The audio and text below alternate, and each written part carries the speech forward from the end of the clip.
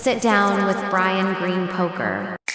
All right. Well, so welcome to, I'm really honored and thrilled to have you to be the first one that I've done this with. I'm calling it the Sit Down with Brian Green. I know you're busy and you got a lot going on, but I'm really thankful that you got on with me, Dan. I consider you a dear friend. So everyone, welcome Dan Cates, the Jungleman. Just to start off, I woke up with a very crazy text this morning. I thought it wasn't real, to be honest. A young kid that I kind of mentor in poker. He says, Brian, your boy, Dan, won the biggest cash pot of all time. He says 15 million. I said, this has to be a typo, or he's playing with me. So immediately I go to poker.org. So tell us what's going on. Are you excited or what? I feel kind of euphoric right now. I'm just trying to get all my work done. There's loads of things that I'm backed up on. And it's nice that things have gone well, because when things don't go well, it's a lot harder to figure out what to do and stuff like that. And I'm trying to balance a lot of different things. But I'm almost there. It's nice that this went well. So did you really win a $15 million pot? I won a match that was basically for 15 million. We said it in the way that sounds the craziest. But yeah, well, I won, if we combined our pots together, it was like 15 million US, or very close, right? It was 6 million each, and I won. So that's just, yeah. By the way, what is this sick room you're in? This looks like a sick room. And this room is not sick. This is the most basic room they gave me at Cyprus. It looks really usually sick. The rooms are much better than this one. So for the audience, where are you at, by the way? Huh? Where are you at, by the way, for the audience? What Cyprus. You're in Cyprus. And yeah. Who was the match against? This dude named Monarch. His name is Ossi Katola. Apparently he's got a casino that's near break even for people. I thought it would be nice to promote his casino, especially since he's giving so much action. I don't know its name. Live casino? Huh? A live casino? Online, I'm not sure. We'll find out what that is, but apparently it's like super close to break even, and there's some slots, I guess, if you want to play those. Figure that out, and we'll plug it in on the end. Yeah, but apparently the guy's worth a lot of money, and the likes must be poker. Heads up poker is getting better. A question just for all of us fans out here. We're watching. We read this poker.org write-up. They wrote about this match that you had. I'm seeing that he's been begging for higher and higher stakes, heads-up matches. It says that Paul Fall turned him down. Several turned him down to a bigger match. This is just an assumption of mine, but when I read through the lines and read this, that they declined matches, and then it says you accepted the match, I'm just assuming a bunch of these guys probably got with you and said, hey, we want you to play him, and pulled their money. Is it a corporation type situation where these guys just knew you were the guy that could beat him, and they would rather put their money with you than play him themselves? Some of them are playing him. He wants to play me. Maybe he thinks he can beat me, whatever. His first match went very well. You know, it's one of those situations that ended up going very well, and then the guy's like not sleeping, and then I figured out some ways to beat him. I think people underestimate me a little bit in the long term. That's actually where my real advantage is. Not in the short term. It's usually I that figure out the other guy, and then they're screwed. But you know, it's not always the case. And yeah, figured some things out, and it worked a lot better for me. Like I said, him not sleeping is not too good. His casino's called Duel.com. By the way, I found it pinned on his site. And he's saying it's the first ever 0% edge casino launched a month ago. And he's on a mission to build the fairest form of gambling, expose fraudulent operators, and hunt down scammers. Which all of that I appreciate, by the way. And I mean, gambling in the sense of there's two different forms of gambling I want to talk about.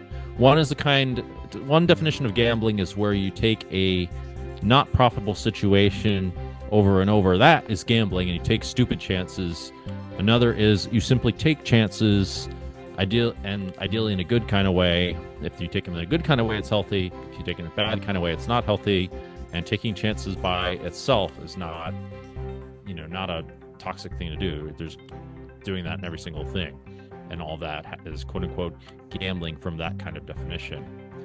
But, so his thing is, just to clarify, it's duel.com, duel.com. Yes, duel.com. Okay, cool. Yeah, go visit that. If it's break even, then if you're going to gamble, why not gamble at a place that's break even, if that's true? I mean, there's not many casinos that advertise that they're near break even, so sounds like we should at least look into it and give it a shot if we're gambling. Sure. Where does this rank up there in your poker career this last few days? It's probably one of my biggest wins. Maybe not really my biggest win, my biggest public win, but both cases I had a very small share of myself because the stakes were enormous. And I don't think the edges were so big. It's possible that they were. What share did you have of yourself? It's hard to say because we're laying decent price. Huh? Dan, what percentage in this did you have of yourself? People want to know for sure. People can want to know lots of things, but it's a small percentage. All right, just curious. Another quick thing. This I've noticed since I met you. I met you a long time ago. I don't know if you remember, but we were at a party with Bryn had, and it was a little awkward for me because you were asking my girlfriend a lot of crazy questions, or I thought they were crazy. And Bryn had came over to me. He saw I was getting a little frustrated because he knows I have a temper, and he said, "Bro, he means no harm, no disrespect. He just doesn't know." It's a little and it was a little awkward for me. But afterwards I got to know you, and I realized that you're a really, really good guy. I didn't know you then, so I thought you were being a little disrespectful, like talking to my girl. But then I really realized later on, was this at Bryn's party? My point is, over the years, Bryn had like a GG party at Lauren Roberts' house. That was my first ever interaction personally with you. Anyway, long story short, as I've gotten to know you and spent a little bit of time with you, working out, going to church, just the small time we've spent together, I've noticed that you're the way you are publicly. It seems like you've really gone from being a little bit say awkward publicly or a little bit shy to being very, very confident publicly. I mean, you're really taking care of yourself. Your fitness is great. It just seems like you're turning into this, like, you look like a model, bro. You look like you look like you're going to become a model and like some kind of like speaker. And it just seems, do you see like a big transition in the last years in your public, the way you are publicly? Well, thank you. Yeah, I still don't think I'm excellent at it, but let's hope that changes. Bro, you are so much more. You are so much more suave and debonair and like just like smooth. I look at you in your interviews and stuff, and I'm like, man, this is a different guy than 10 years ago. You've grown so much personally, and it's amazing for me to watch. And the very last question I have, because I know you want to go to dinner, so I'm going to leave you with this. I want to compliment you on your growth, first of all, your personal growth. But the very last question is, people want to know, because I've asked a bunch of people before we got on, are you romantically involved with anyone? It's complicated. Yes-ish. There's a lot of women in poker. I won't say a name because she might not want me to. But about 2 weeks ago, a girl saw that I posted going to church with you. Very good-looking girl in poker. And she asked me if you were involved and was kind of interested in getting your information. I said, I'm not a matchmaker, but it's interesting to me.